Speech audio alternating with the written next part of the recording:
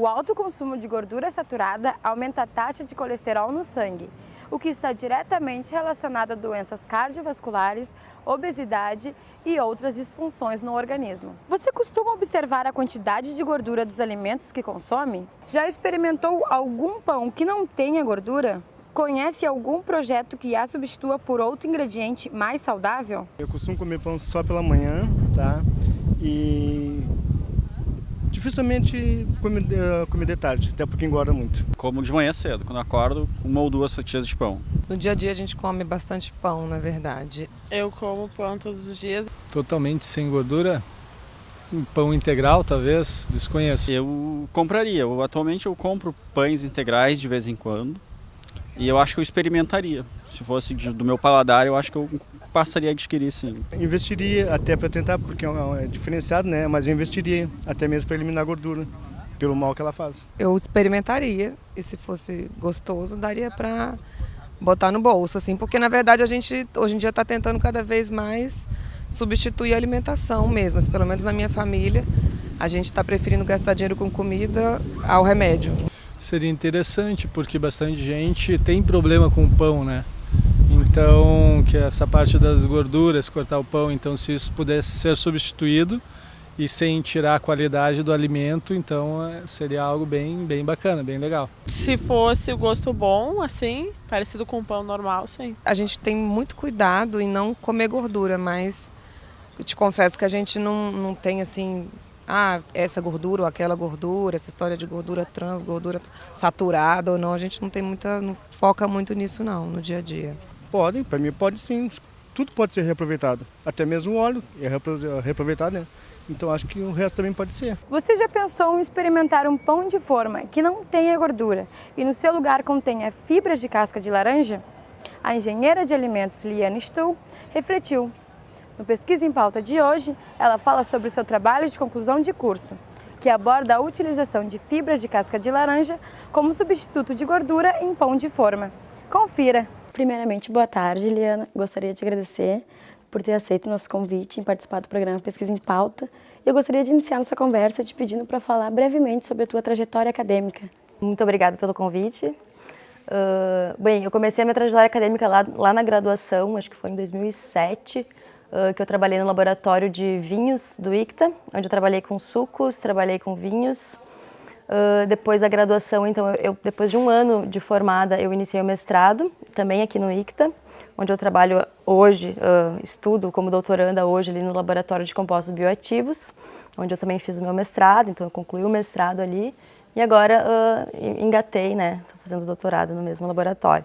De onde surgiu o teu interesse em estudar fibra de casca de laranja como substituto de gordura em pão de forma? Tudo começou com o meu interesse em tentar encontrar alguma forma de dar um destino melhor aos resíduos que a indústria de alimentos produz. E isso começou justamente lá naquele meu primeiro trabalho na iniciação científica, no laboratório de vinhos, onde lá eu percebia a quantidade de resíduo que, por exemplo, o processamento de sucos e vinhos produz, né? Então a gente tem toda aquela casca, aquele bagaço que sobra das uvas, e eu percebi que aquilo ali era subutilizado, era utilizado para produzir o adubo ou a ração animal. Então, quando eu tive que escolher um assunto para trabalhar no meu trabalho de conclusão de curso, a questão dos resíduos sempre sempre fiquei preocupada com essa questão e queria achar alguma forma de destinar. Então, existiam alguns trabalhos ali no instituto que usavam a fibra da casca da laranja como substituto de gordura, mas em outros produtos. Então, já tinha testes em sorvetes. E eu pensei, por que não, então, tentar aplicar num outro produto que usa gordura e que é de consumo diário, como, por exemplo, o pão, né? Então, aí a questão de a fibra da casca da laranja poderia ser, já tinha um trabalho em andamento que pesquisava essa fibra, e aí eu conversei com uma professora ali no instituto, a professora Roberta, que foi minha orientadora, que então foi como a gente deu continuidade para começar com essa pesquisa.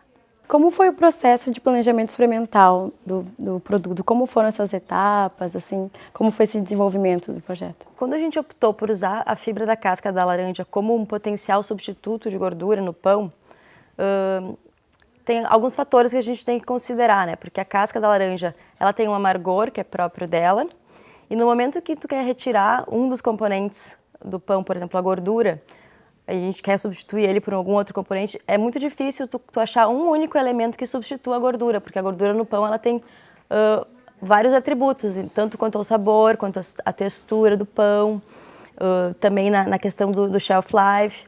Então, para fazer um planejamento dessa pesquisa, a gente tinha que tentar encontrar alguma forma para contrabalancear os possíveis efeitos negativos da retirada da gordura. Então, se a gente retirou a gordura, então a gente ia colocar a fibra da casca da laranja no lugar, mas ainda assim a gente precisava fazer uso de enzimas, que as enzimas já são bastante utilizadas na panificação, também para ajudar a imitar, né, todos aqueles atributos que se perderiam com a retirada da gordura. Então, para realmente substituir no todo o uso da gordura no pão. Então, no planejamento experimental a gente testou diferentes concentrações de fibras e de enzimas também. Então, sempre comparando esse novo pão sem a gordura com outras formulações que contivessem a fibra no lugar e associada ao uso da enzima, que no caso foi a alfa-amilase.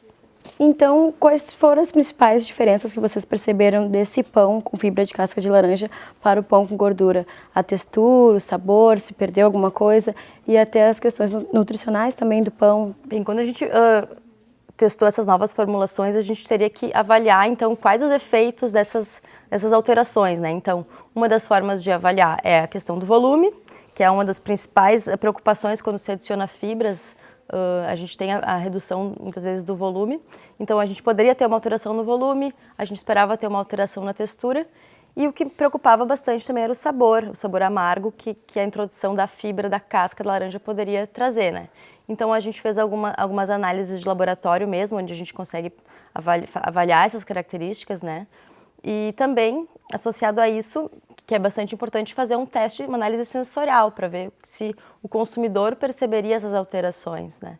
E a gente conseguiu observar que, mesmo retirando a gordura, teve uma concentração X lá que a gente encontrou, que utilizava a fibra e a enzima, que a gente conseguiu um pão até com um volume superior àquele volume que não tinha fibra, né? Que tinha gordura. Então, pra gente isso foi o sucesso do trabalho, foi realmente conseguimos tirar a gordura e o importante, a gente conseguiu manter a qualidade do pão ao longo do tempo, né, que é a característica que a gente perde também quando a gente retira a gordura.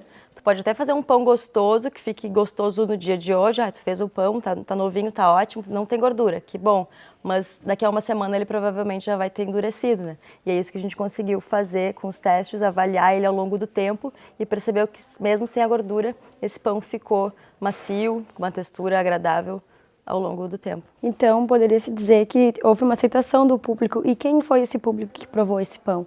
A gente faz aqui no Instituto de Ciência e Tecnologia de Alimentos, né, que é onde eu me graduei, a gente tem um laboratório de análises sensoriais, onde a gente faz testes, assim, eu não sei se já chegaste a ver um laboratório, na verdade é uma mesa, é um ambiente claro, onde tu não tem a influência externa, né, tu fica realmente, assim, fechadinho ali, sem nem ver outras pessoas e nem ver a opinião de outras pessoas, porque se tu for provar um pão e estiver com uma colega tua e tu vai olhar essa pessoa e ela, gostei, não gostei, tu já vai te influenciar, né? Então tu não quer influência externa. Então aqui no ICTA a gente tem esse laboratório e a gente faz o convite para a população em geral, né? Em geral, a gente pode tanto distribuir cartazes, convidando as pessoas para fazer uma análise sensorial, né, de pães. E foi assim que a gente conseguiu aproximadamente 50 pessoas, eu acredito. E esse pão teve uma boa aceitação. A gente, então, pede para que os provadores analisem cada uma das características dos pães, então, que vão da textura, da coloração, do aroma, se tem algum amargor. Aí os provadores, eles teriam que avaliar também os pães de uma maneira geral, então eles avaliavam de número de 1 a 9, 1 significando desgostei muitíssimo até 9 gostei muitíssimo. E a média, então, ficou a próxima a gostei muito, ou seja, teve uma aceitação acima de 80%, e que isso comercialmente, né, para pensar num produto ser viável comercialmente, é um número aceitável, ou seja, ele poderia ser comercializado, ele tem chance de ser um produto que poderia ser industrializado, inclusive. A validade desse pão, ele envelhece mais rápido que o pão que contém gordura, e isso prejudica alguma coisa para o consumidor? Na panificação, o tempo de validade de um pão está intimamente relacionado a questão da perda de umidade desse pão. Tá? O pão endurece, né, porque ele perde água. Isso no pão, na panificação, a gente chama de retrogradação do amido, que é a gente tem as cadeias do amido, de amilose, milopectina, que elas se reaproximam e expulsam a água.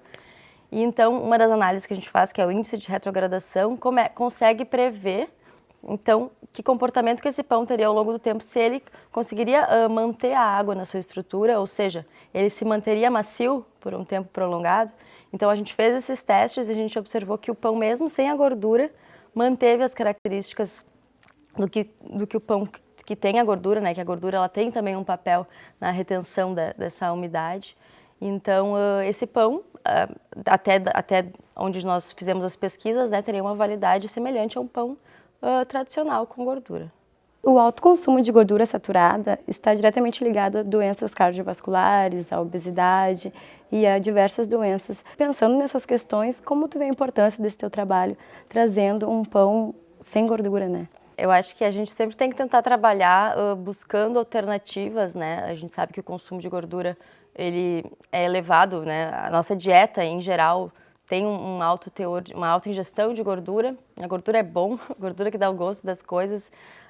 Mas então a gente, como engenheiros de alimentos, como pessoas da área da saúde, acho que é nosso papel tentar trabalhar para encontrar formas de fazer com que as pessoas possam ter uma alimentação saudável e também não deixar de lado o sabor, né? A gente quer ter alimentos saborosos, a gente quer se alimentar de forma variada, então ter produtos diversos. Uma vez que a gente tem produtos que tradicionalmente contenham gordura e a gente consegue encontrar maneiras de produzir eles que tenham um sabor que seja aceitável pelo público que não tenha a gordura, então acho que já é uma coisa para se comemorar. A busca por uma alimentação saudável faz com que esses consumidores procurem, então, novas formas, novas alimentações que não tenham gordura, né? E isso também traz uma nova indústria, um novo ramo. E qual a possibilidade desse pão que vocês estudaram ir para os mercados, para o comércio também? Realmente o consumidor ele está cada vez mais atento, né? Cada vez mais interessado em saber o que ele come e tentando buscar realmente buscar alimentos que sejam mais saudáveis.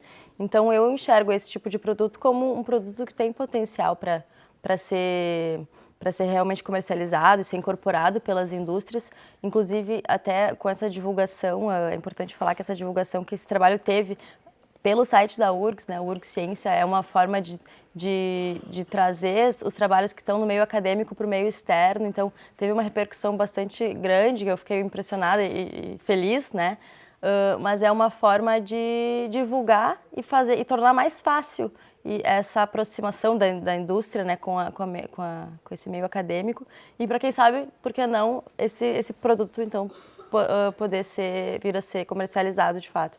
Teu trabalho tem sido bastante destacado, servindo até para novos projetos e novos trabalhos também. Como tu vê esse retorno? Uma coisa que eu pensei logo que eu fui convidada, que saiu essa notícia no site da URGS e aí depois estou sendo convidada aqui para conversar com vocês, é que o retorno vem algum dia, né? Faz um tempo já que eu fiz esse trabalho, então é legal ver que as pessoas se interessam por esse tipo de trabalho e eu particularmente acho muito interessante e importante a utilização de resíduos da indústria, então achar o melhor destino para esses resíduos para poder enriquecer alimentos. Então, atualmente eu trabalho no Laboratório de Compostos Bioativos aqui do ICTA, onde a gente tem vários trabalhos nessa linha, então pegando resíduos que são tratados como um resíduo de baixo valor agregado e agregando valor para poder enriquecer outros produtos.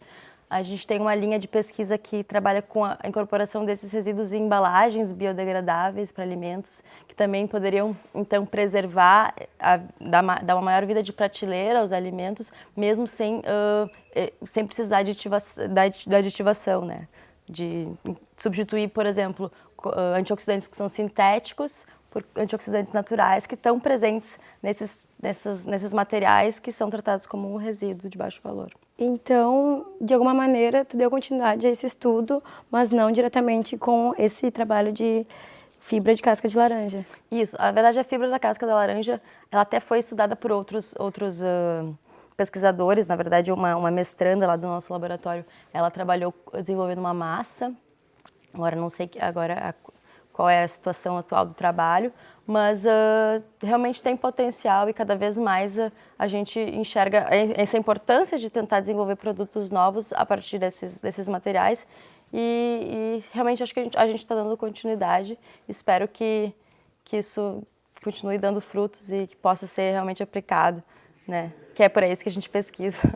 Então, Liana, eu gostaria de agradecer por ter aceito participar do nosso programa Pesquisa em Pauta. Muito obrigada. Agradeço. Obrigada.